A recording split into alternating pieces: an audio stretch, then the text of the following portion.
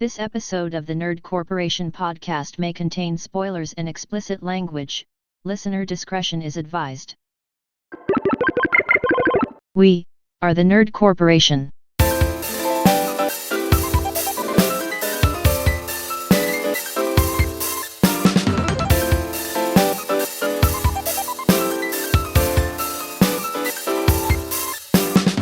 What up, everybody? It's Thursday, and you know what that means. It means the more things change, the more they stay the same. It's Plissken. It's Piskin. Plissken. No, it's podcast day. Podcast day. Yeah, no, it's podcast day. My name is Eddie Lyon, and I too have escaped from L.A. So there's that. With me, as always, is Derek Reese. Nobody draws until this hits the ground.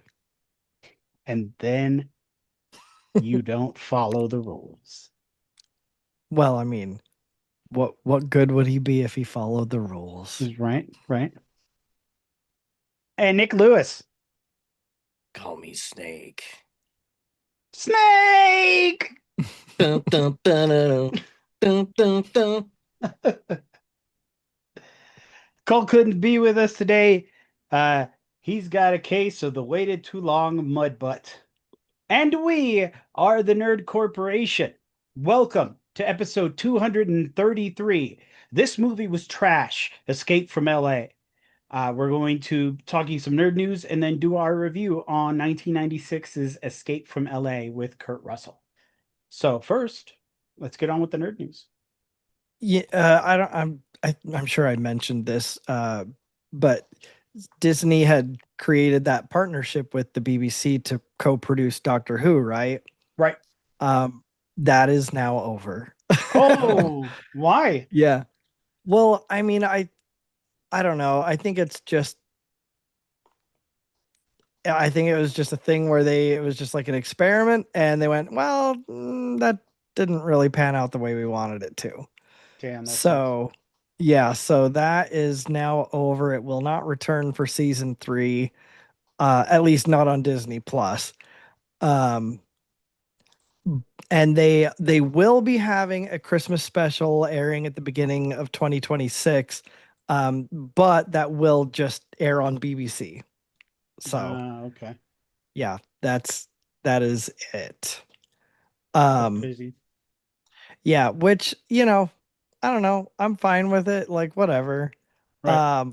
That just means I'll just have to, pirate the, the episodes again. Right. It sucks that we don't get like BBC One out here. Yeah, I mean, I think there's like I want to say like Discovery Plus or something. There is something that has the BBC channel on it. Oh, actually, let's see. Let me take a look here. As far as future, AMC Plus, that's what it is. Oh, the AMC Plus app includes that channel. I was like, I swear I've seen that on something somewhere, but I wasn't sure. Yeah, and I was like, fuck, what is it? But yeah, so let's see. Supposedly, because the way that they ended it, well, I mean, I guess I don't really want to say anything. Like, do either of you care? No. Okay. About what? Doctor Who? Doctor Who spoilers, yeah. Billie Piper ended up being the regeneration of Doctor Who, which is crazy because she played Rose, who was an old companion, right? Right. The Doctor regenerated into her, and it was like just this big holy what the fuck. And so yeah, I guess if all you can do is Disney Plus, you'll never know how it turns out. That's fucking rad though. Yeah. I mean, I don't know. I mean, I feel like it's gonna be like a sort of a one-off, like weird thing, like when the Doctor regenerated back into David Tennant. I mean, again, that was a thing that was just like a short-lived, like a, hey, isn't this crazy sort of thing? And then we moved on with Ncuti as the Mhm. doctor going forward, you know. But so I feel like it'll be some sort of gimmicky, something like that, probably. But yeah, no. So I guess If not, it'd be kind no. of cool. Yeah, yeah, yeah, for sure. Um, but yeah, so we have no uh official news on what's going on. I guess there is one last bit of material that we're supposed to see on Disney Plus called The War Between the Land and the Sea that Mhm. is supposed to air sometime in 2025. But I mean, We're almost there. We're almost out of there. we've got 2 months left. So, Mhm. but yeah, no, like all you're going to be able to watch it on after that, or you know, pending what happens with that, is just going to be through BBC. Um, but I mean, that's really all we know right now. Yeah. Um, but I mean, the BBC have like clearly stated that this isn't the end of the show. Right. Like It's just they announced plans for the next series and everything. So like it's definitely continuing, just not continuing with Disney, which, you know, a lot of people are probably excited about because, you know, as soon as it went to Disney, they were like, woke, woke, yeah. woke. And now they can be like, oh, thank God. I don't have to keep screaming woke. Um, even though Doctor Who's always been woke and you're just a fucking dumbass. But Yeah. regardless, yeah, I don't know, man. We'll see what happens. That's crazy. Yeah. Funny thing I found out about Disney, speaking of woke stuff, that during the making of which one did they make? Coco, right? That's the one that they made, the dead one that they made. I don't remember. The I think Yeah, you're right. Yeah. I think it was Coco. Remember me. Na, na, na, na, na, na, na, na. Oh, yeah, yeah, yeah. I Oh, was like, you're not right. gonna ring any bells with me because I don't, Yeah, you don't want, but just not my thing. But so Because Disney, he hates Hispanic people. yeah. yeah, he can say that he's racist. God, Um, every week it's just so hard for me to have to be on the same Zoom call with Eddie.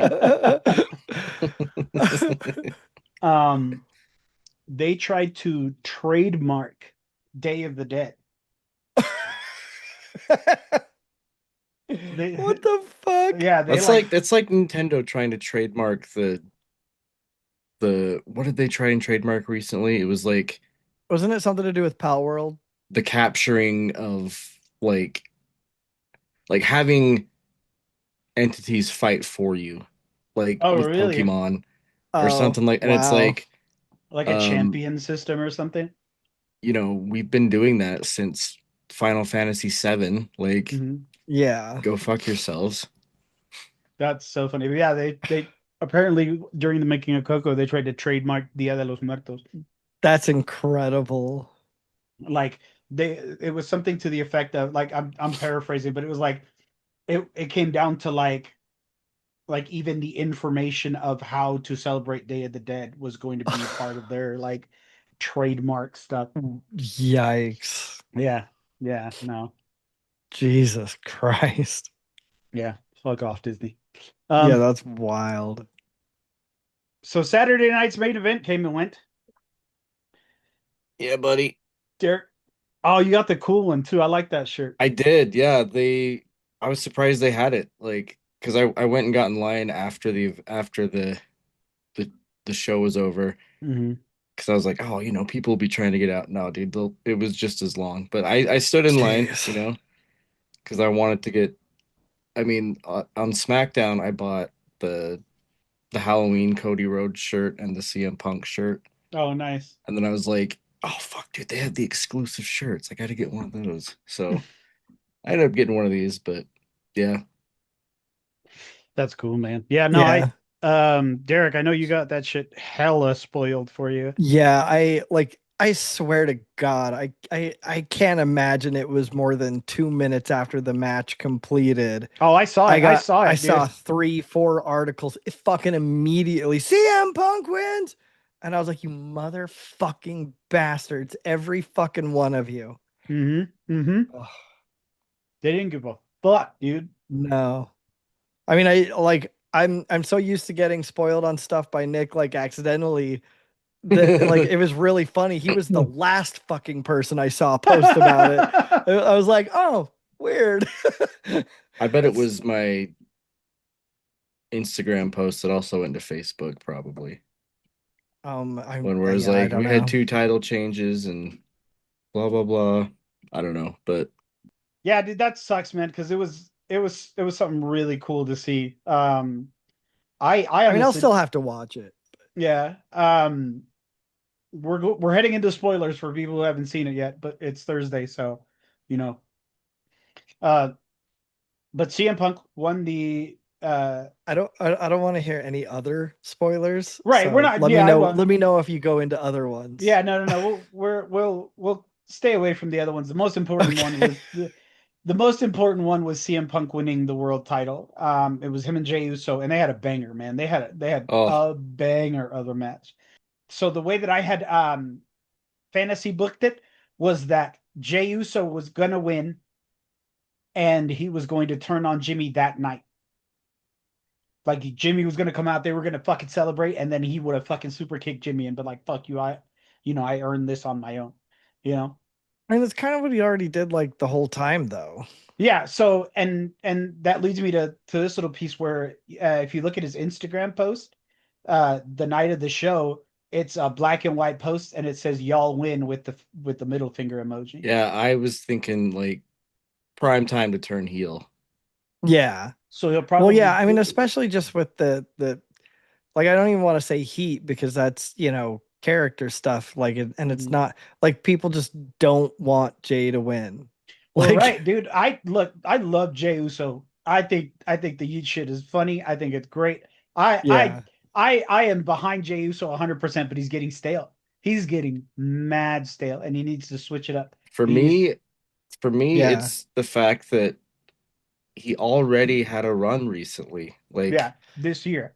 yeah, Mm-hmm. Yeah.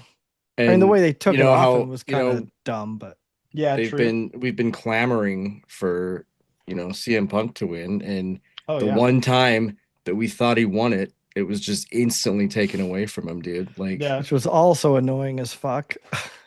I mean, Seth Rollins has always been one of my favorites, so it's like Mm-hmm. I was like slightly on board with that because I'm like, well, either person that takes it, like I'm gonna be happy. I mean, Right. I really wasn't just because I love Seth Rollins. I do. But it's Like it's him. It's it's always gotten to him. the point where it's too much of a good thing. Yeah, yeah. It's You know? always him. It's always Seth Yeah. Rollins. You know what I mean? Like, I'm and kind of I'm over it for a hot minute. yeah, Like, like, and he deserves it. Like, I'm not saying he doesn't yeah, deserve oh it, totally. but for my taste, like, it needs to be somebody else right now. Yeah. And I'm glad that it was CM And Punk. I'd like when Seth Rollins comes back, I'd like it to be a renewed, different Seth Mhm. Rollins. Like, I don't want it to be the You don't. same shit that he's been doing. I want a little something I don't else. want But Seth Rollins coming out in Becky's clothing, you know. Like I don't want the visionary anymore. I'm Right. over it. Yeah. I want a baby Seth Rollins. Like I'm I'm ready for over that. like Yeah. a toddler Seth Rollins. Yes, like a just Just a miniature version of Seth Comes Rollins, out but with his head right. as it looks now. He's got the SR on his diaper and shit. Yeah. That'd be fucking rad, dude. Um. Yeah. Yeah.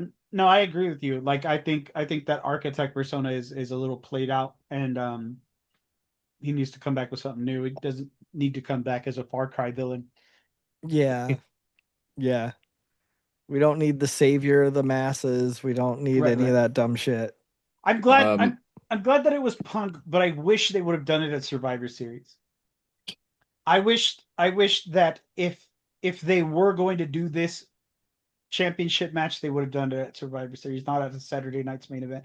Although this Saturday night's main event was amazing, dude. Like it was, and I'm not gonna spoil anything, but I'm just saying who like Cody and Drew had a good match. Um, Jade Cargill and Tiffany Stratton, although it was kind of boring, it was still a good match. Um, fucking my match of the night was Penta, Dominic, and Rusev. Those That three, was really good. those three fucking I mean, it seems to me like they're trying to cement the Saturday night main event as a staple show. And yeah, so I think they put a lot into it to, right, make it be a thing like, hey, you need to be watching this. right. But at that point, wait until it's a thing for you to do something as big as CM Punk winning the title. Yeah. Yeah. But I mean, like, having missed something is like the best way to create that FOMO feeling so that True. people are like, well, now I guess I gotta tune in. Yeah, true. So, No, you're right, but I don't know. but yeah. Survivor Series would have been cool, but god damn am I happy that they did it for Oh yeah, Saturday dude. night's main Oh, event, dude. absolutely. Like don't get me wrong. I'm glad I got to be there to witness it. You know what I mean? Like the selfish Dude, part of me is like, yeah, the no fucking way. you like I was watching clips of it on TV because I was on Peacock, so I was trying to catch myself in the camera's eye, Oh you know. yeah. And I just like fast forwarded to the pin, hmm and I was like, oh yeah, there's a big pop here. And then I'm just like, no, dude, the pop in the Delta Center when that happened was Deafening, bro. electrifying. Dude, like Dang. I Like got I I was got I was goosebumps, I was dude. screaming. Like I Yeah, was me too. screaming, dude. Yeah, no, like I Hell don't yeah. the scream that I scrumped was was Was it was scrumptiddlyumptious? it was screaming. Um, I cried. Everyone crew. We all crowed. we all crowed. Um, that's another thing though. Do you remember when the last time was that they had a major title change not on a PLE? um, no, You not. know I what I don't think. mean? Yeah, no, Like I, not I that can't that's think about it. it's been a hot fucking minute since they've like I mean, I think that's in a way kind of brilliant. Like, well, granted that this was like kind of a PLE, you know what I Yeah, mean? yeah. Yeah, So, true. but I mean, I get what you're saying. Like, it wasn't like a big PLE that everybody tunes into Right. or whatever. But no, I oh, agree. and then you get I cannot stop seeing all the fucking AEW marks just like posting these articles about how WWE's upset about ticket sales for Saturday Night Main Event. And it's like, Uh, dude, it's not Survivor Series, it's not SummerSlam, it's right, not a right, massive event. right. Like It's at the it Delta was Center, it dog. Like, was in its own right. Like mhm, it was a big historic event, because yeah, CM Punk finally got the belt, but it's not Mania, dude. Like yeah, Yeah. it's fine. Like yeah, you got to quit making it about from a fan perspective, you can't just make it about butts and seats. right. Like because I saw people posting pictures, like, oh, what about this area over here where there's no seats sold? It's like they curtained off that whole thing, dude. Like nobody Yeah, sits there. yeah. Like the Yeah, part that well, everybody sat at was full. I Yeah. mean, it's one of those holdovers though from the WCW WWF wars where like they would inundate us every single week with how many seats were sold for each event to go, haha, we're better than they are. Oh, haha, we beat you this time.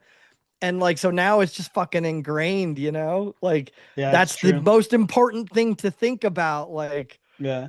The yeah, um it's the other the really cool the thing that I got pleasantly surprised with was before they went on the air, we got Bailey versus Raquel. Yeah, we did. We got Bailey versus Raquel I Rodriguez. I had no idea this was nice. happening and her music popped and I lost my fucking shit, dude. I Yeah, was dude. like, ah. we had just like because we had met up outside just to talk or whatever, and as soon as we separated and went back to our seats, it was like it had just happened. Yeah. Dang, Yeah, it was a cool little dark match. that's Um, cool. and then I went to SmackDown the night before, and that was, I mean, it wasn't near as good as Saturday night's main event, but if I like if Ilya Dragunov versus Nathan Frazier didn't like turn me into a massive Dragunov fan if I wasn't already, like that match was on point. Dude, Ilya Dragunov does nothing I but mean, make bangers. what the fuck happened with that? Because like he came in and had some cool matches and then just sort of disappeared from television. He had a knee injury, I think it was. Well, he Oh, was NXT for a long time, wasn't Yeah, he he? was. Yeah, he yeah, was in NXT yeah. for a while, but when he got called up to the main roster, he ended up with a knee injury Oh, that's right. and then was out for like a year. Oof. God But it was damn. Yeah, funny because like he comes out, and it's an open challenge, and you get like Axiom, Nathan Frazier, and Champa like all come out at like almost all the same time. And he's like, well, Frazier was out here first, so he gets it. And so they had a match, and Fair's fair. then like Axiom they all ended up coming out and like interfering, and then they were doing the whole like, fighting on the way back to Gorilla, how they always like do that on the move. Yeah. yeah, But like, yeah, like Johnny Gargano came out and was like fighting with Champa. I was just like, holy shit, dude. yeah, dude, it's rad. It's super rad. His match between Aleister Black I think it was the week before. Oh, yeah. Masterclass, bro. Yeah, dude. Masterclass. I Like, love Alistair being back. yeah. Oh yeah, Yeah. definitely, definitely. But Um yeah. off of well, I guess that same subject, wrestling news. Mhm. So Sherilyn Guerrero, the daughter of Eddie, is beginning her pro Yeah. wrestling I journey. saw that, Yeah, I dude. saw that, dude. Yeah, she's going over to Reality of Wrestling, which is Booker T's school. We're gonna get If a if mixed she and if mixed she and tag match Dom with her and Dom. Yeah, Yeah. exactly. if she and Yeah. Dom don't have a match for the rights to call Eddie their father, like then somebody doesn't know how to Or book. dude, like even just like a mixed gender tag team match, like her and Dom versus Yeah. I don't know, somebody and Fan- somebody. Fantasy Book It, right? Comes out, him and Ray are having some kind of crazy storyline, and he's like, "I wish Eddie was my father." And then fucking Sherry Lynn comes out, and she goes, "I have the papers. He is your father. He's your Dude, father, you Dom." know what the funny thing is you could probably orchestrate this on Sora. Yeah, Well, and it would be really funny too if like eventually she goes, Ray's not so bad. yeah, and And and then she Dom sort turns of on her. yeah, and so she joins her dad or his yeah. dad and like yeah, I that was would be thinking so like fucking her and hilarious. Dom versus like Ray and Zelina or something Mm-hmm. like that. Mm-hmm. Yeah. That would But be, yeah, yeah. that I I just have the was super papers. excited. Maury But yeah, I was Povich super comes out. stoked about that. Right. When it comes to 27-year-old Dominic, um, yeah, but probably one of the best weekends I've ever had in my life. Honestly, like it was just super fun.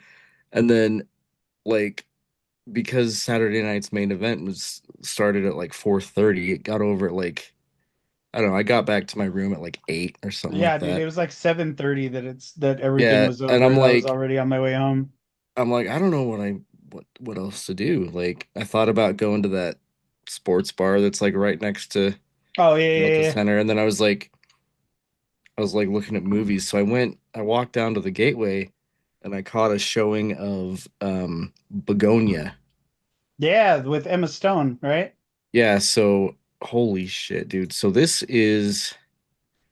was directed by Yorgos Lanthimos. Oh, him. The only thing that I've ever heard of him doing was the killing of a sacred deer from like 2017. Damn. Oh, he did Poor Things as well. Emma Stone was also in that. That was a good movie too. Yeah. But dude, this movie,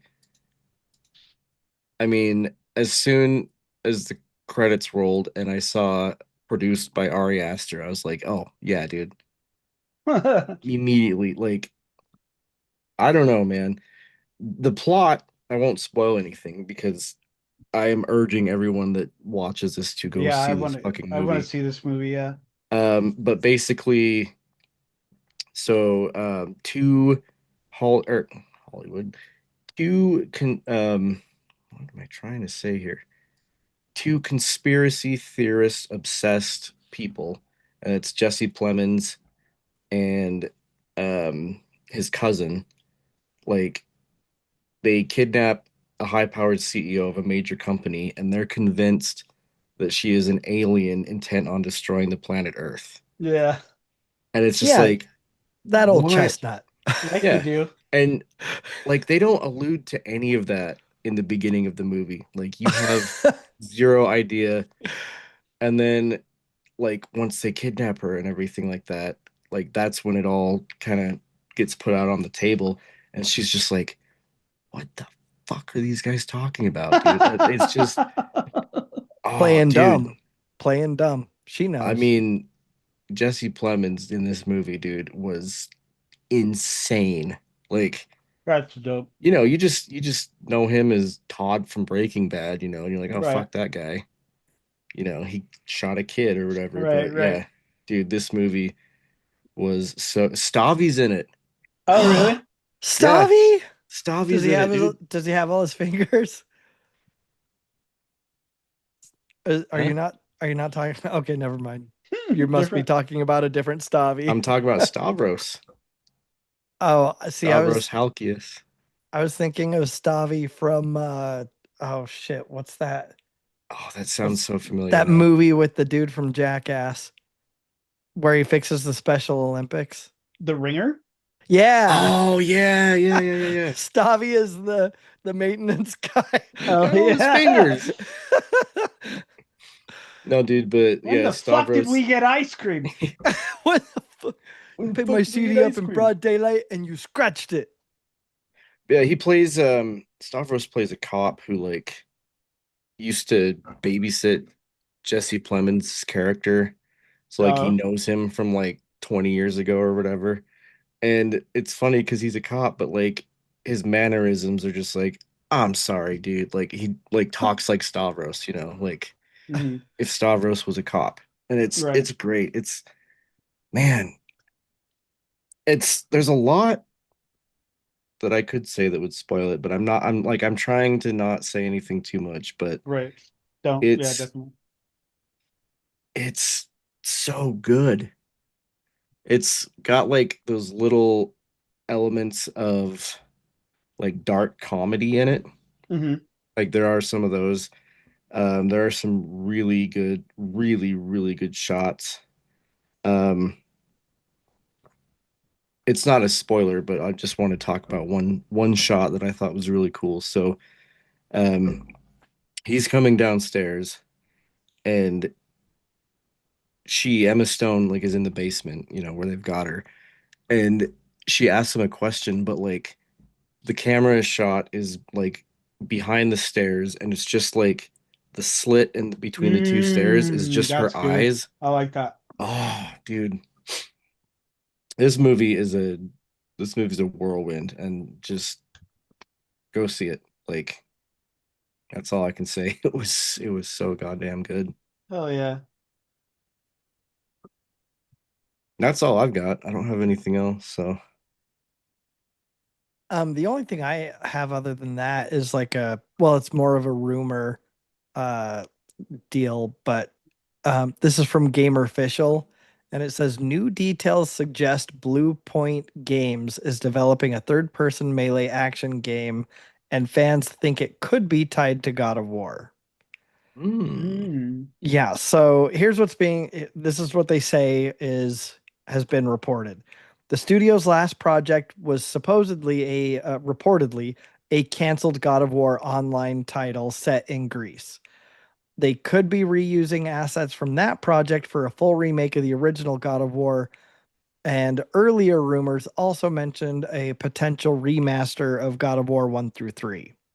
So, That'd be fucking nothing. rad. I don't Yeah, know nothing. about online God of War. I feel like that would just Yeah, it doesn't translate. that would hit the same wall as when they tried to do BioShock multiplayer. Yeah. The DNA's there, but it just BioShock's just a single player game. Like that's all there is to it, you know. Yep. Yeah. Agreed. Couple other nerd things we forgot about. Robert Englund finally got his star on the Hollywood Walk of Fame. He sure did. Yeah. Yeah. On Good for him. Halloween. Yes, exactly. That was way cool. That was very cool. And Very fitting. then Clayface has wrapped up filming. Oh, that's true. I saw that. Oh, I'm so Yeah. excited. I'm Oh, so I know. excited. I'm fucking pumped, man. I guess my last thing is that I jumped on Fortnite for a bit earlier today because there was a goddamn queue for Arc Raiders. Oh, dude, that should happen. That was there last night. I was I like, was like, okay, I guess this game is like way more poppin' than I thought it would be. Like yeah. this game had like no goings on or like talking Yeah. about Oh, it no, before it no. came out. Mm-hmm. But anyways, but yeah, they've reskinned the entire Fortnite map to be Springfield. parts of Springfield from The Simpsons. Oh yeah. So Yeah, you I can drop saw it like something about Burns that. Manor, you can drop at Evergreen Terrace, you can drop Krusty Burger, Lard Lad, Cletus's cornhole or whatever it's called. But most I tavern, mean, dude. Yeah, it's it's cool. crazy. It's really cool. It really is. I got Marge. I unlocked Marge from the battle pass. Already? So, Holy shit, dude. well, I forgot that I have the Fortnite crew thing. Oh, so you just get her? Well, it gives you like 1,000 coins, I think, like every month or something like that, Oh, or that's dope. V-Bucks or whatever. You pay like $12 a month and you get like a ton of shit. And so I just use those to like buy the levels that she was at. Okay, cool. But in the bonus rewards, there's like Devil Homer. Um, there's Stupid Sexy Flanders. Yes. Like Bro, I'm back on I know that you Fortnite, were dude. saying this last night, Eddie, but yeah, dude, I think I'm jumping back into Fortnite for a minute. Yeah, dude. This like the first thing I did when I dropped into Springfield was go to the Simpsons house to see how accurate it was. And holy shit, dude, everything is there. Like the couch, the fireplace, the couch and the TV in the room, the kitchen. It's Hell yeah. they really fucking outdid themselves with this map, dude, because it is beautiful. It is so pretty looking. But I'm Bender. I'm like Bender in the oh Simpsons yeah, world. crossover. I was playing as a one of the Spartans from Halo. So Oh, I'm just like nice. dropping in, bursting into Krusty Burger with like an energy sword. That's But rad. dude, the last time I played was during the Power Rangers event, and that was some of the coolest shit. Like you I'm drop sad I in, missed that. yeah, you can be like the Megazord or the Dragonzord like as your skin, Dude, but you that's drop rad. in and they would have like you'd run over to the actual Megazord and you'd climb in it, like you and your crew would climb in it, and then it would fill in the rest of the spots of the Megazord with like, Right. you know, AI Power Rangers. But then you'd battle this monster, and if you beat the monster, you would just be able to control the Megazord for however long, just like stomping on like enemies and Dude, just that's so rad. and one person controls the Megazord, the other person like controls like lock on rockets, and all the while it's doing the like like Oh, dope. it was so fucking cool. Did But did you see that the White House shared a picture, an AI picture of Trump as Master Chief? oh god. Yeah. Did you see the shit that the Department of Homeland is posting? Uh-uh. So they posted like it was almost like a movie poster with like, you know, a warthog and like the Halo ring. And it was from the Department of Homeland Security and it said stop the flood. And I was like, you Wow. motherfuckers, How dude. dare you co-opt? Our culture is not your costume, There was Yeah, dude. There was another one that they posted motherfuckers. too that was like I don't think it was as bad, but it was still just like, dude, what are you guys doing? Yeah. Um, I just right before we started recording, I watched the newest South Park episode. How is it? And it's so fucking funny. Like they spend half the episode because like, half of the stuff is what's going on with, Trump and Satan and all that. And then like the other part of it was the kids talking about how bad South Park sucks now.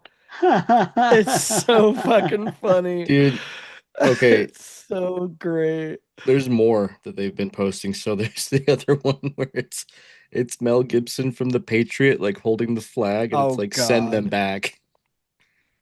And then, Oof. dude, this one is Although Yeah, because I think that one fucking M- Mel Gibson would would support. agree. Yeah. Yeah. he would, but the funny thing, the ironic thing is that if Native Americans were holding signs saying send them back, it would be about us. Yeah. Like There's another one that's just a picture of Mary and it says there won't be a Shire Pippin, and then underneath it, join.ice.gov. You motherfucking bastards, dude. I mean, they're just gonna get a bunch of basement dwelling out of shape people that aren't gonna be able to do much Or the physically anyway. or I've been the I've been hearing that like people are supposedly like trying to join just to get like the sign-on bonus and then just not do anything after that. Yeah, dude. I mean, I'm not gonna lie, I've been tempted to be Yeah, like, I mean, I'll just be a subversive prick the whole time and just take that sign-on I'll be the bonus and walk away. whistleblower. I'll Yeah. let I'll be people like, in the yo, we're area coming. know. We Yeah, we're about to be there. Right? Just call people. yeah. Hide your kids, hide your wife, Hide your and hide husbands your They husbands. because detaining everybody out here. they deporting everybody out here. Oh my God. Anyway. Yeah. Before we head into this movie is trash, since you're watching us on YouTube, please don't forget to like, comment, share, subscribe, hit that little bell icon. We want to get into as many nerdy ears as possible, and that is the best and freest way you help us do that. We're trying to get to 500 subs, so help us out. We would really love to have you. We have merch. Go to redbubble.com/nerdcourt podcast and get our sayings and logos on anything from stickers and shirts to tapestries and wall art. We've partnered with Dubby. Go to dubby.gg and use our promo code NerdCorp to get 10% off anything site wide. So, without further ado, it's time for another segment of That shit is fucking trash. This Movie is Trash. So, This Movie is Trash, where we deep dive into the cinematic garbage pile to find out if it's trash, treasure, or something in between. Today we're going to be talking about Escape from L.A., the 1996 sequel that nobody asked for, but everybody remembers. So breakdown, it was directed by John Carpenter. I mean, we don't, that's what vampires, uh, right? John Carpenter's Vampires. Is that what that movie's called? Halloween. He wrote for Halloween. Writer on The Fog. Music. It's I funny because mean, the most famous one has got to be They Live. yeah, Or of course Big Trouble in Little China. right. And he was actually he was part of the music department in Escape from New York, which was kind of funny. Hmm. But you know, what a weird movie. So so I had never seen this movie. And so like watching it for the first time and I'm just like what even, because I'd never seen Escape from New York either. So I'm like, It's Yeah. I haven't seen well, I was gonna say I haven't seen either one, but obviously now I've seen one of them. Yeah. But I didn't know that this was the sequel. Like I thought this was. I knew there was two of them, but I thought it was Yeah, Back I to couldn't different. remember which order it was either until I was watching it and and they referenced it and I went, "Oh, right, it's right, right." like yeah, subjectively, or I guess objectively, this to anybody that just sits down and watches it is probably a bad movie. But like it's hard to say it's trash because it's so iconic if you're a fan of Metal Gear Solid because this is what the character of Solid Snake is based off of. Hmm. In Metal Gear 2, when Snake meets Raiden, he actually before he tells Raiden that he's Snake, he says to call him Plissken. Oh. So it's and he David Hayter even talks like Kurt Russell did. Like Well, yeah. Kurt Well, Russell wasn't. Solid Snake kind of looks like Kurt Russell. Yeah, I Yeah, mean yeah. Kurt Russell wasn't talking like Snake like this like the whole time, like Yeah, but but he was kind of talking like a snake. I mean, yeah, he was definitely doing a hammy like, "Hey," yeah, like I can't even do it without laughing, but like he was definitely putting on a voice like of melodramatic huskiness. Yeah. and it's funny because the thing that I noticed is that kind of towards the end when he gets back from the mission and the president, which Uncle Ben from Right? Spider-Man Yeah, yeah, dude. goes, "The mission's over, Snake." It sounded exactly like Colonel Campbell from Metal Gear Solid 2, like Yeah. over the codec. Like I Mhm. was like, dude, that sounded spot on. But I mean, I thought this movie was phenomenal. Like just Yeah. from a biased standpoint of like Mhm. over the top horror and action movies, Mhm. like I thought this movie was great, but like objectively, yeah, it's not great. No, well, it got a 53 mixed to negative score on Rotten Tomatoes. Got a 54 out of 100 for Metacritic. Critics called it lazy, a parody of itself, and a remake in all but name. Roger Ebert actually gave it 3.5 out of 4 stars, saying that it was satirical and knowingly absurd. Um, so would you guys say that it was would you guys say it was genius satire or just bad? I I mean, I feel like I feel like I wouldn't say genius satire. I think that's going a little far. But I think they definitely knew what it was and leaned into it. I mean, absolutely. I mean, it definitely did not take itself seriously. It was No. meant to be campy and over the top. Um, but yeah, I don't know if I'd call that genius by any means. But they knew what they were like. We know what we are. I It's would fine. I would include it in satire because I feel like because this was what did we say this was 96 or 91? Yeah, 96. 96. 96. So it's I guess correct me if I'm wrong. Satirizing, is that a word? Hmm. Yeah, yeah. It's satirizing like past action movies, like Hmm. I don't know, maybe like Lethal Weapon or Well, uh, yeah, and all those that was movies. one of the other things they were saying is that they were basically satirizing themselves with Yeah. Escape from New York, which so now I need to see Escape from New York. Oh yeah. Right, Yeah. right. But But I would include it in satire, but um it's not it's not like satirizing any one particular yeah. thing. It's Right, kind of right. its own it is kind of like its own movie, Hmm. but it's just like Derek's quote at the beginning of the episode, nobody draws until this hits the ground and then he just fucking shoots them all. Yeah, yeah, yeah. Like Mhm. that's just like an over the top and then he goes draw. Like it's just like, Yeah. Well, It's dude, and just been revoked. yeah, this is so like that was just like the campiest action scene and I loved yeah. it.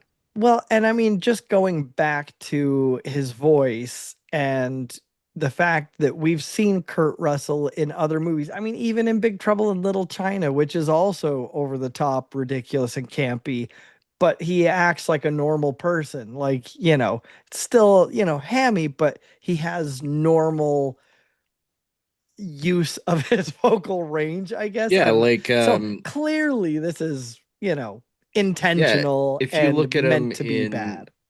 What's the one I was thinking of? Like Guardians of the Galaxy, where Yeah. he's just like, playing Chris Pratt's dad. He's just like talking normal, and it's like, oh yeah, Yeah.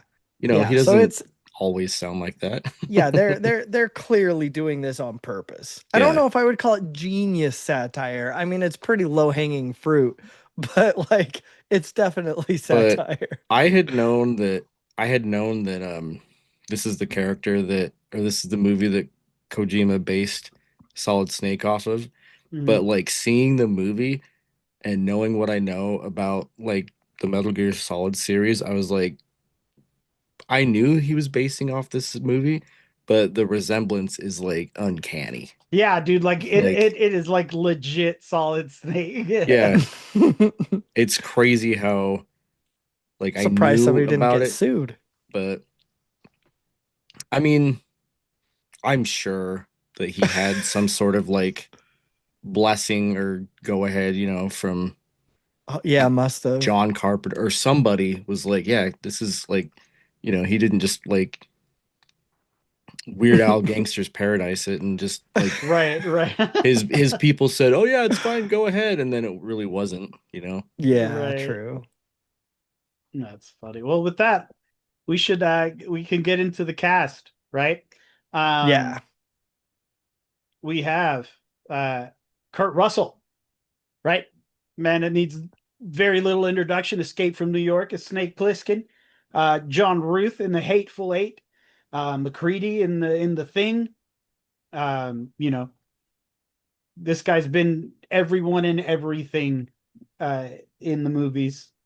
Um we also have Or if you're me as a kid seeing McCready spelled out to you, it's McReady. Mac Ready. Mac Ready. Yeah, Mac Well, Ready. and how are you going to leave my boy Jack Burton out of the honorable mentions there? I uh, mean, yeah. No, I Big get it. Trouble in Little China is Yeah. the goat. Yeah. AJ Langer as Utopia, which when they first revealed her name as Utopia, I let out an audible guffaw. Like I was like, Utopia. An audible guffaw. um, fucking. She was Rayanne Graff in My So-Called Life. Alice in The People Under the Stairs. That was a good movie. That was a really good movie. That was a great movie, yeah. She was in a few episodes of Baywatch. And then we have Steve Buscemi Yeah. Yep. as Eddie. Map of the Uh, Stars, Eddie. Yep. He was Carl Showalter in 1996 as Fargo. Seymour in Ghost World. Mr. Pink in Reservoir Dogs. Uh, the list goes on and on. He was in a number of Sandler movies. I mean, I was like every one of Donnie them. from Big Lebowski. Yeah. Yeah. I mean, like this guy has been in every high-profile movie that I've loved.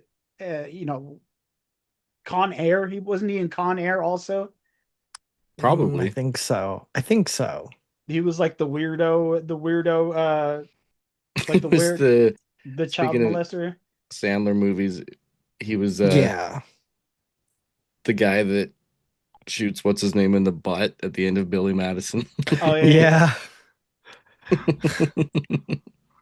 Yeah. We have George Cora Coraface, Cor Corafaci. Coral face? It's Corrraface. Corafaci. Probably. George. Uh, he's European, so sorry I don't know your name well. He played Cuervo. Where about Joe? Yeah. He was in a movie called A Touch of Spice. He was in Word of Honor, and another movie that is called Peter Brooks' The Mahabharata. All right. Yeah, no, Gesundheit. And then we have Stacy Keach, who plays who does he play in this movie? Commander Malloy. Yeah, Commander Malloy. That's right. His most memorable role for me has got to be Christopher Titus's dad on Titus. Oh yeah, that's a good one. That's a good one. Tully in Fat City. Admiral Mark Torso in The Bourne Legacy. Warden on Prison Break. Yeah, Ed Pegram in Nebraska. That's an unfortunate ass Pegram. Pegram. Pegram. I barely met him. He's in Blue Bloods, that series with what, Magnum PI, right? Like, isn't that the Magnum PI guy? Yeah. Tom Selleck. Yeah. We have Pam Grier as Hershey Las Palmas, or Carjack, I guess was her name. What was it? My name's not Carjack anymore. It's Hershey Las Palmas. What was it? Carjack what? It was just Carjack Jones. No, it was Carjack Jones. Oh yeah. Oh, was it? Yeah. Yeah. But Miss Pam Grier, she's one of the goats. Jackie Brown, Commander Helena Braddock and Ghost of Mars, Coffee, Foxy Brown and Foxy Brown. She's the dopest. I love her so much. Cliff Robertson as the president. Uncle Ben in Spider-Man. Yep. 2002. Higgins in 3 Days of the Condor, and Charlie Gordon in a movie called Charlie from 1968. Then we come to Valeria Golino, who played what was her name? Teslima. That's right. She was Teslima, but she's Susanna in Rain Man. She was La Comtesse in Portrait of a Lady on Fire. Ramada Thompson, Scarlett O'Hara in Hot Shots. Oh, that's right. That's where I recognized her from. Ramada Rodham Heyman from Hot Shots Part 2. The most memorable movie for me from this woman was Big Top Pee-wee. She was one of the Piccolo Pupula sisters. Piccolo Pupula. Have you guys never seen Big Top Pee-wee? No, I've never even heard of it. I have, but so I don't. The circus ends up getting blown into Pee-wee Herman's town, and so in order for them to be able to get up and leave, he makes this whole like circus on a farm deal or whatever, and so there are these gymnasts, and they're the Piccola Pupula brothers. I don't even know if I'm saying that right. I'm pretty sure I'm saying it right, but if not, that I'm saying I'm fucking it up really funny. Because this was after Big Adventure, right? This was after Big Adventure. Okay. In fact, let's look at this was 1988 was Big Top Pee-wee. Yeah, and so she was his love interest. Piccola Pupula. Yep. That's amazing. Yeah, and it's such a crazy movie. Like, it's so weird. Like, Chris Christopherson is like the ringmaster of the circus, and his name is Mace Montana. And Susan Terrell is his wife, and her name is Midge, but she's like this big. Midget. Yeah, it's last one we're going to talk about is Peter Fonda. And Derek, do you know who he played? Oh, Peter Fonda. Hold on. Wasn't he in Pipeline? He played Pipeline. Wasn't he in another movie that we did? I feel like I remember that name.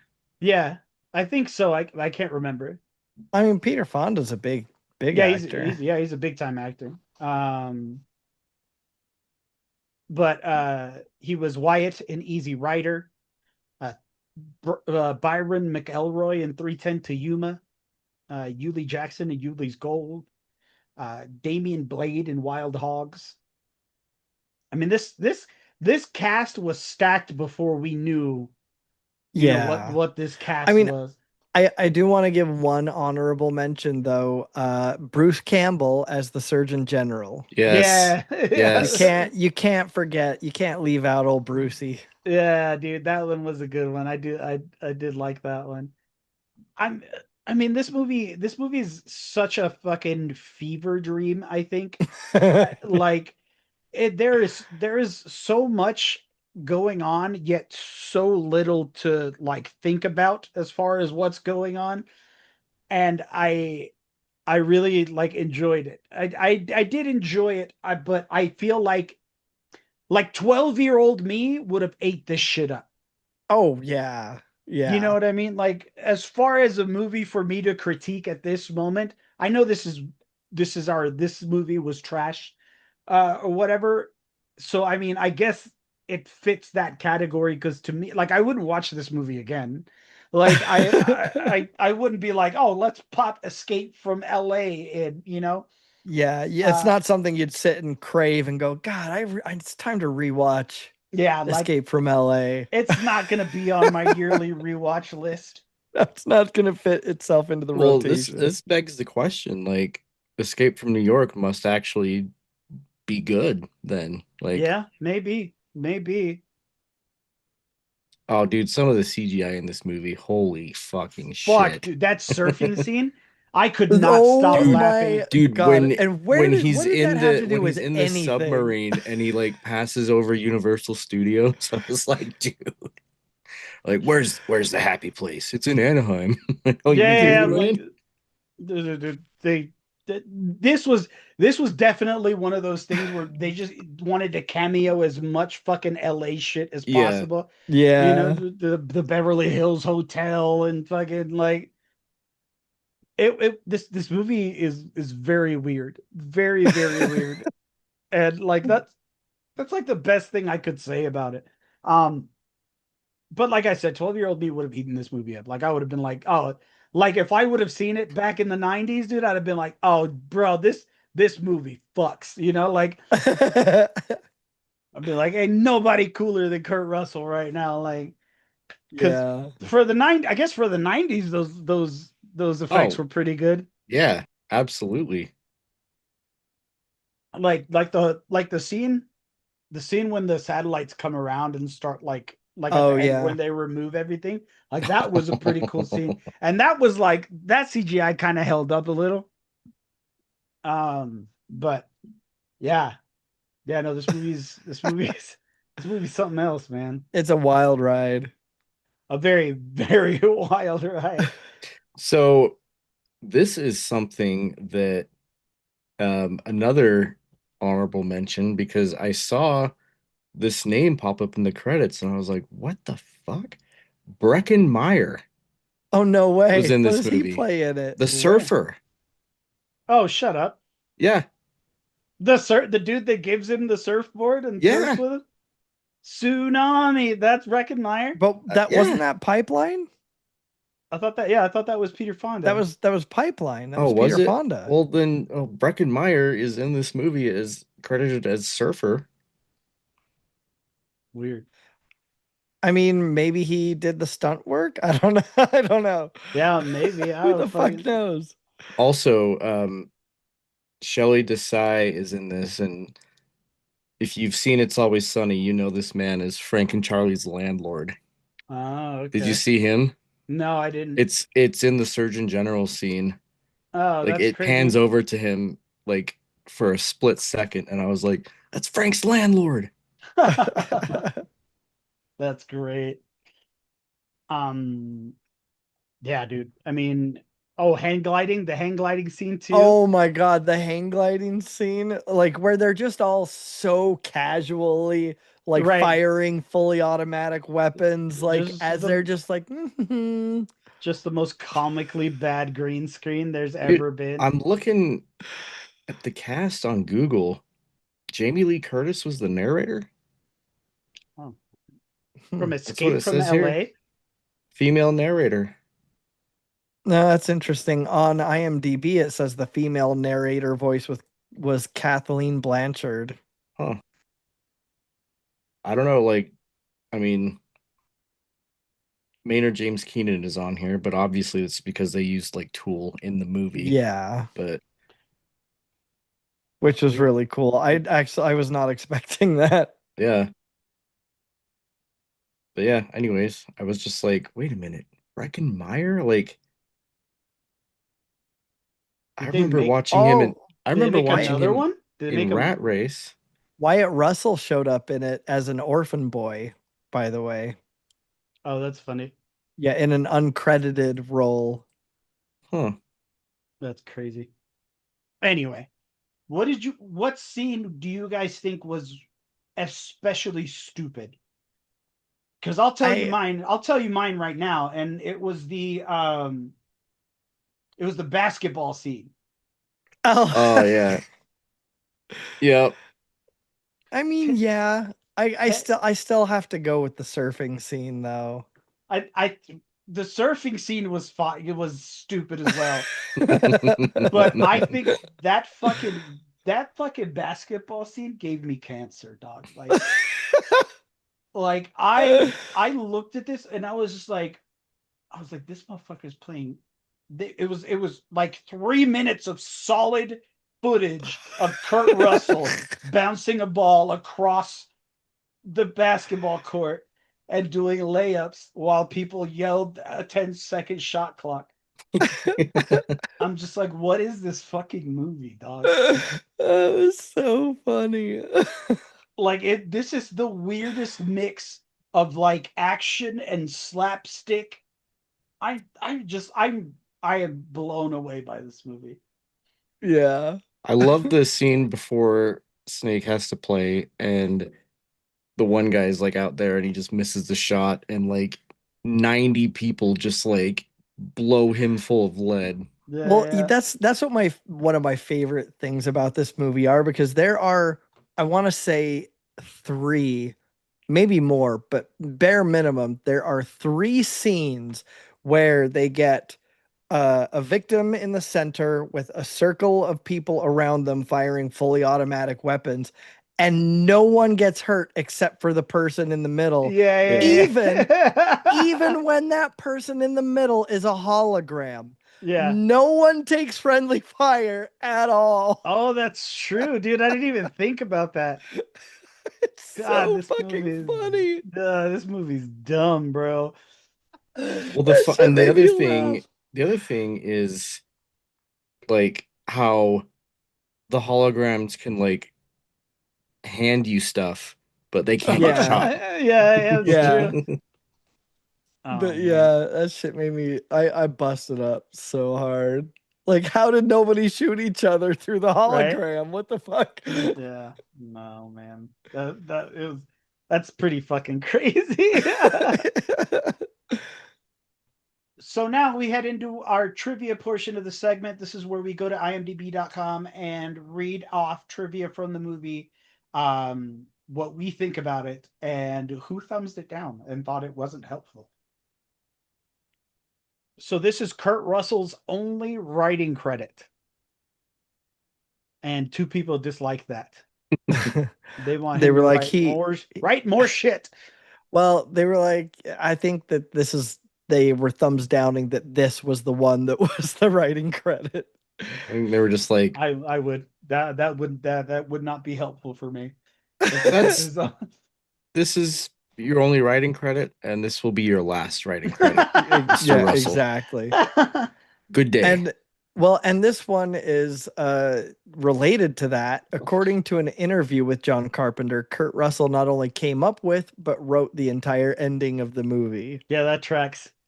Which, does it matter, really? None of it made any sense. Who the fuck cares? I bet you Who he still slapped it stands together? by it. I bet you he still stands by it. I bet you he's like, man, nah, this shit holds up, dog. Probably. At the beginning of the film, Kurt Russell wears his costume from the original film. It's still fit after 15 years. Holy shit! Escape from New York was 15 years before Yeah. Yeah, dude, it Escape was from L.A. 81. It was 81. What the fuck, bro? Yeah, But I think Escape from New York takes place in like the 90s. that's weird. Yeah, no, isn't it funny to hear that they were like in the year 2000 we had a big one. Year 2013. I do Yeah, think I'm gonna have to go and watch Escape from New York now, though. yeah, Oh, me that's too. kind of crazy. Yeah, I'm just too curious. Um, Dude, just think back to 15 years ago and think back to if you could fit into any of your clothes from 15 years ago. I know you probably could, Eddie. yeah, yeah. But like, They'd actually be too big for me. yeah, I mean, I I kind of can now that I've I lost a bit of weight, but dude, Skinny bitch, I can't fit into clothes from like 3 years ago. Like, right? there's no chance. It's crazy, dude. It's Yeah. weird what happens when you're, a type 1 diabetic and you get your shit under control and how much weight you gain. Oh yeah, dude, it's hmm crazy because that shit'll eat that shit'll eat all your fat up. This is the only sequel John Carpenter ever directed. He co-wrote Halloween 2 with frequent collaborator Deborah Hill, but he turned down the chance to direct it, citing it as just being more of the same. When this movie was originally released, it was criticized for being too similar to its predecessor, Escape from New York. Uh-oh. Yeah, that doesn't bode well at all. No, I'm still gonna watch it, but Yeah. Yeah. Oh just yeah, because, 100%. you know, I would actually argue that a rewatch of this, maybe not in the near future, but in the future at some point, I think this would Yeah. warrant a rewatch. Bro, I'm never watching this movie again. So this answers some questions, this next one. This film is notorious for poorly produced CGI. The visual effects house, Buena Vista Visual Effects, had never dealt with computer graphics before. This was their first this was their first foray into computer graphics. I That's like mean, that's like me being like, yeah, fucking Steven Spielberg, I'll edit your video, I'll edit your movie for $200, dog. Like that's crazy. Exactly. I mean, it's poor CGI, but for the time, and if this was their first time doing it, like Mm. not not like horrible, Well, yeah, but it's not bad for the 90s, I guess, but even yeah, then, dude, it still looked pretty bad. that would be like if you were to ask me like, "Hey, we need you to make some CGI for this movie that's coming out next year," and I'll be like, You've like "I don't never fucking know done what I'm that. doing." They're like, it's okay, just wing it, dude. Let me just open up Blender. Yeah, follow your heart. Yeah. This Happy Kingdom set was actually the town square from Back to the Future at Universal. That's fucking rad. I like that. Well, not everyone does. Yeah, Two No, people hate that. two two people were people. like, I don't like that movie. Why'd you They have were to like, reuse fuck that? Back to the Future. Yeah, they're like, fuck Back to the Future. And to those people, I say you're not helpful. So Steve Buscemi took the part in this film to help fund his directorial debut, Trees Lounge, in 1996. Now, is that the name of the lounge or is it the act of trees like lounging, like relaxing? Trees You'll have to Lounge. watch to find out. Yeah, dude.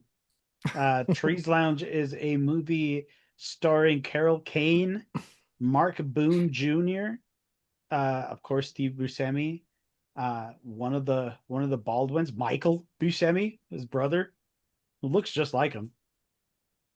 That's unfortunate. Yeah, dude, it's crazy. My ex-wife had the biggest crush on Steve Buscemi. Oh, Really? dude, Yeah, Mark Boone Jr., he was from Sons of Anarchy. yeah. Tommy is an unemployed mechanic who spends most of his time in a bar, the Trees Lounge, in a small blue-collar town. He seems to always be thinking, if only X, then I could stop drinking. That doesn't make any sense. None whatsoever. If only X. Mhm. Well, I'm assuming X is like the Yeah, situation. like if only I didn't lose Yeah. my job, I could stop drinking. If only I didn't, all Yeah. that kind of shit. But dude, that's so. Man, I love Carol Kane though. I might have to look. I might have to look this up. I love me some Holy Carol shit, Kane. Sam Jackson shows up in it. Oh, dope. Damn, Anthony LaPaglia. What the fuck? Yeah, Anthony LaPaglia shows up in it. Mimi Rogers. What the fuck is this movie? I need to see this. Anyway, let's see. Oh, the character of the president was Kurt Russell's idea. He based him on on televangelist Pat Robertson, which is pretty hilarious. 3 people thumbs that down. I I guess love Pat Robertson. You do not slander him. Yeah, they were like, do not talk bad about the wonderful Pat Robertson. I give Pat Robertson my money every year. He's a wonderful man. This film was caught in development hell for 11 years. A script was first commissioned in 1985, but John Carpenter thought it was too light, too campy. It remained dormant until Carpenter and Kurt Russell got together with frequent collaborator Deborah Hill. Russell persisted in getting the film made. Snake Plissken was his favorite character, a character he wanted to play again. Yeah, I bet, dude. That's so funny. Do you think that his last name is Pliskin just because they wanted the S's in the name, like because he's a snake? Plissken. I just remember being like Snake Plissken. I was like, even calling him Snake, he's a fucking dork. Like with a fucking last name like Plissken. This movie was filmed almost entirely at night. The production went 70 days without a daylight shoot. Wow. Dude, I read that as this movie was filmed almost entirely in a night. It's like, I mean, that would track. That's pretty believable. Yeah. And coming back to Bruce Campbell has a small role as the Surgeon General of Beverly Hills. When Kurt Russell met Campbell on set, the first thing he asked him was to say "work shed" out loud. Campbell's line in Evil Dead 2 when Ash is bitten in the hand. That line had been dubbed in and stood out comically, so Russell wanted to hear Campbell say it live. Russell and Campbell also share a stunt double named John Casino, which is, what the fuck kind of name is that? That's the coolest name ever. Dude, he's Tony PlayStation's cousin. Right. That's true. Hey, I'm John Casino. He's also related to Bob Boney. Bob Boney. Dude, they're all in cahoots. They run a crime syndicate.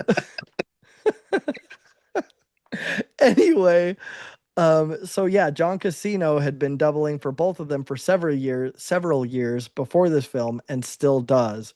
Russell and Campbell were also in Sky High, though they had no scenes together. Dude, Sky High is such a cool movie. I fucking love that movie. I loved that movie too. Yeah, so good. That was my first introduction to Michael Arengano. But yeah, dude, no, yeah. If you haven't seen Sky High, that's another fever dream of a movie. Well, this kind of goes along with the joke I was making earlier. Happy Kingdom was supposed to be Disneyland. Oh, you don't say. But Disney didn't give them permission. Aww. They're like, this fucking thing stinks. We're not attaching ourselves. Fucking thing sucks. You guys can say the location. You can say Anaheim. Right. But that's it. Sometimes Kurt Russell wore a slightly transparent eye patch to avoid getting headaches. And 4 people were like, no, you wear a real eye patch or don't wear one at all. Yeah. Fuck your headaches. You commit to your craft, you piece of shit.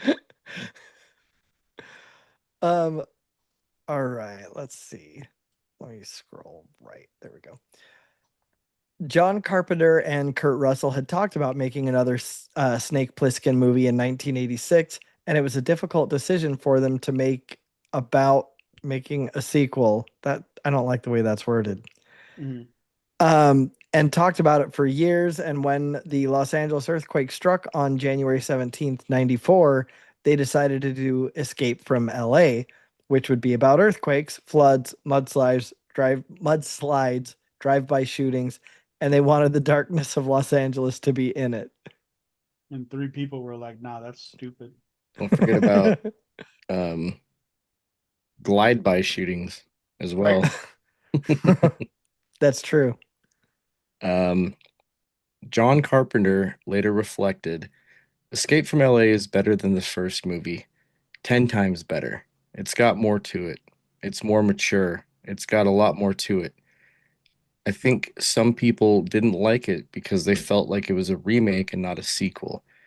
I suppose it's the old question of whether you like Rio Bravo from 1959 or El Dorado from 1966 better. They're essentially the same movie. They both had their strengths and weaknesses. I don't know. Oh, I don't know.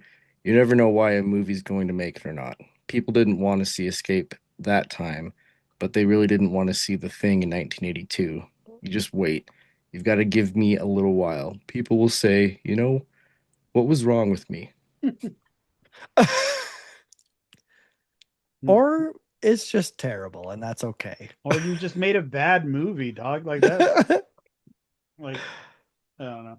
I don't know, Russell- dude. Like, if John Carpenter, I don't know, like,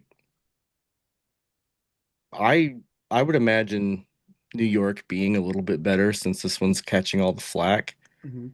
But, John Carpenter, like, knows his shit, but he thinks Escape from LA is better. So I cementing in my need to watch Escape from New York now.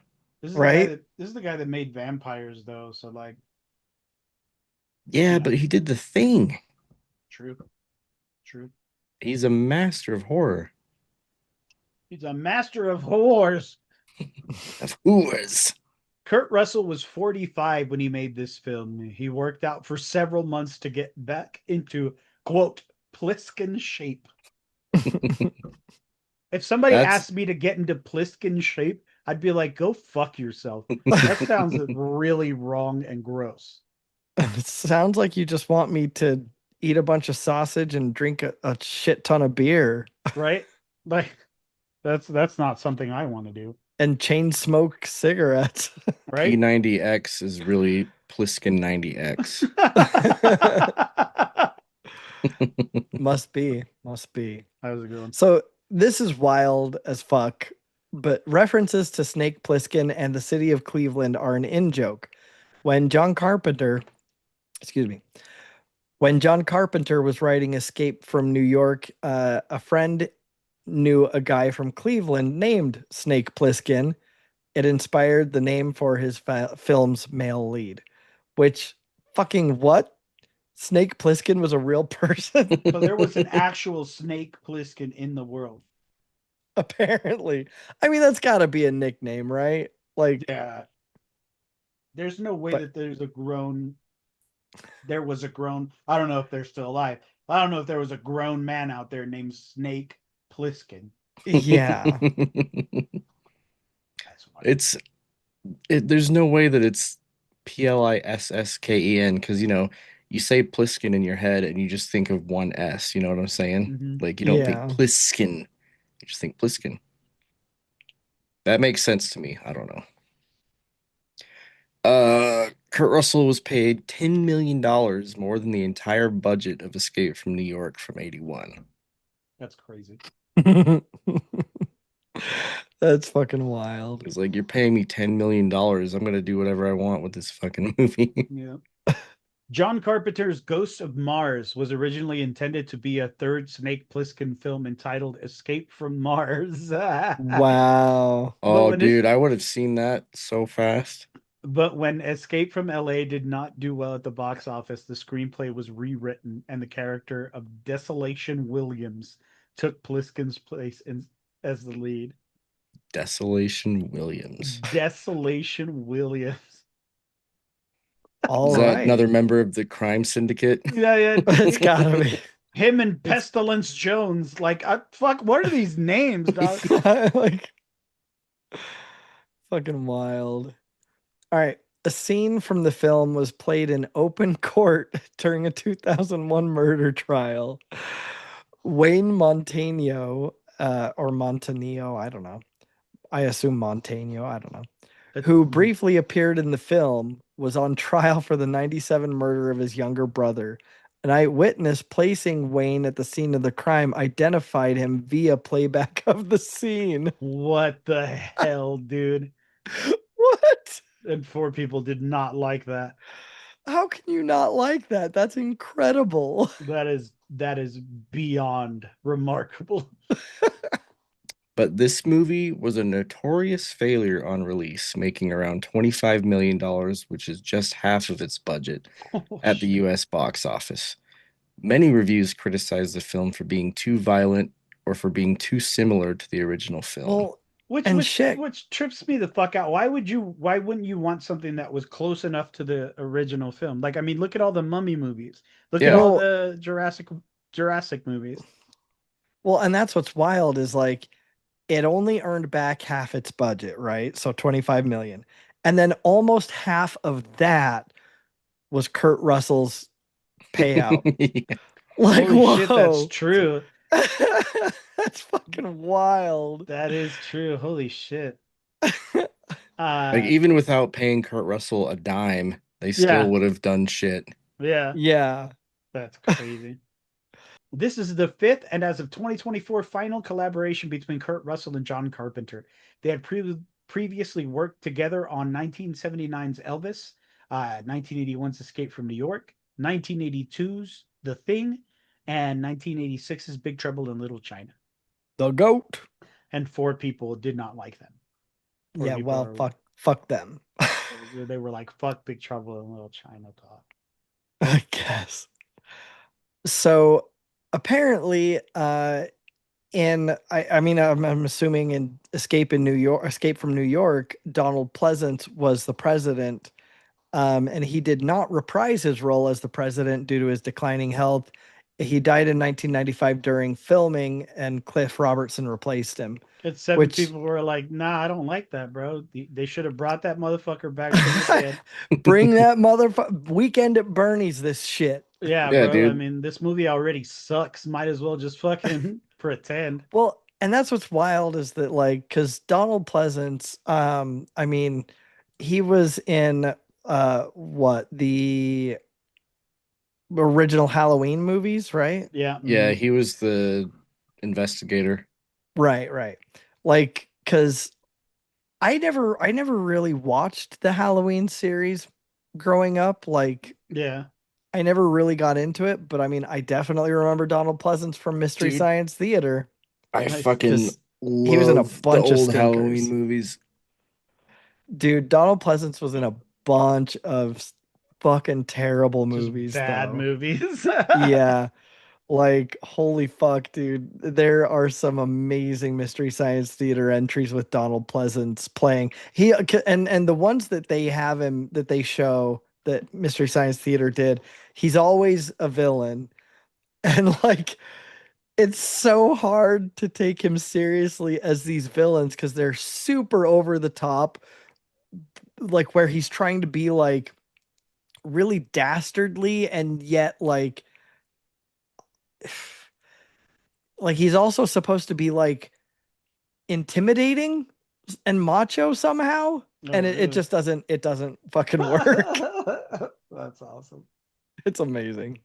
Neighbors started complaining about the noise while shootout scenes were being shot on the Universal Studios lot.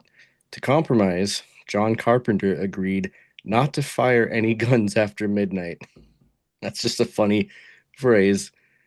Some scenes were therefore filmed with the actors simulating the shooting and the muzzle flashes with gunshots being added in post-production. That's great. Just imagine people on set just like pew pew pew pew pew pew pew pew pew. Everybody gonna die. Pashow, pashow. Everybody gonna die tonight. That is crazy. Well, that concludes our trivia. We go to our rating system where 1 is not so much trash, and 5 is absolute trash. So, Nick, where do you give it?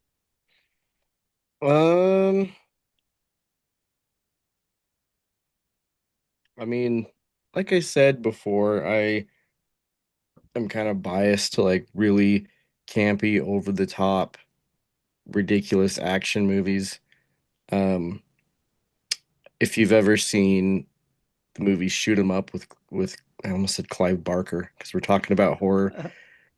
Clive Owens, then Yeah. that's just a phenomenal movie. But as far as like trying not to come at it at that sort of angle, I would probably say somewhere in the middle. Like I guess that would be what 2.5. Yeah. Yeah. I, 2.5. I mean it's Three. campy. It's it's just some of the scenes were just not great and not needed, but I mean it's it's almost considered like a comedy, you know. Yeah. But I don't know, it wasn't great, but from the other standpoint it wasn't great, but from my standpoint I thought it was like I just thought it was great because it's mainly because of the origin of um Solid Snake. Solid Snake being named after this character Right. and the like uncanny resemblances between them. But Mm-hmm. as far as like a action movie, it's just like, yeah, I don't know. Like I said, I'd rewatch this, but I would need a lot of time in between watches Yeah. to do Yeah. so. But Yeah. All right. Derek? um, yeah, it's because this one is I would agree that it's very hard to rate because yeah, you've got the objective like this movie is fucking garbage, but like it leans into it and it doesn't care. Like there's no way that they had a person on set who was there to worry about continuity or Right. Right. or anything of that nature because like I mean and Like there weren't it's any consultants there. Like, no, and if there were it was like okay is this conflicting stuff we've already done? Perfect. Beautiful. Thank you. And move on. Next shot. Like they definitely leaned into the ridiculous nature of it all. And so yeah, I don't know. I've got to say uh I mean I've got to say like 3 to 3.5 just because mhm. you know, if it's one thing when a movie is ridiculous that is trying to take itself seriously. But when you've got a character that talks like this the whole time, like you like it's how can that not be endearing, you know? Right. mhm. Right. Right. No, I get it. All right. I give this a 4. This movie, while it had its, charm, if that's what you'll call it, it I just couldn't take it even remotely serious. Like there are movies out there that are garbage that I can be like, all right, I can see where this is going, and I could like immerse myself and you know, release reality for a little while. But this movie just couldn't do it. I couldn't do it with Well, this one. so but you said you gave it a 4. Yeah, where it's 4 is the most trash, and Oh, 1 is oh, not okay. so much I trash. got you. I got Yeah. you. So, yeah. So, you know, while I can see why this is a cult classic now, um, I just couldn't get into it. So, yeah, I'm just gonna give it a 4 because it's not like absolute trash, but it is pretty garbage. So, I will go my entire life not watching this movie again and being okay with I still have to see it Escape from New York though. it. Are you gonna I watch New just York, Eddie? No, probably not. Damn it. oh All man. right. Well, we'll have to report to you then. Well, yeah. Yeah. Let me and know. let you know. Let me know if it's worth a watch. I might throw it on. But Okay. as far as I'm concerned right now, it's that's going to be a hard no, buddy. That one entry was enough for you Yeah, that's a hard pass for me, big dog. into the world of Escape. Yeah. Well, at the end of the day, Escape from LA is everything you'd expect from a sequel that came 15 years too late. Bigger, louder, dumber, and somehow proud of it, right? Like it's trash, sure, but it's confident trash.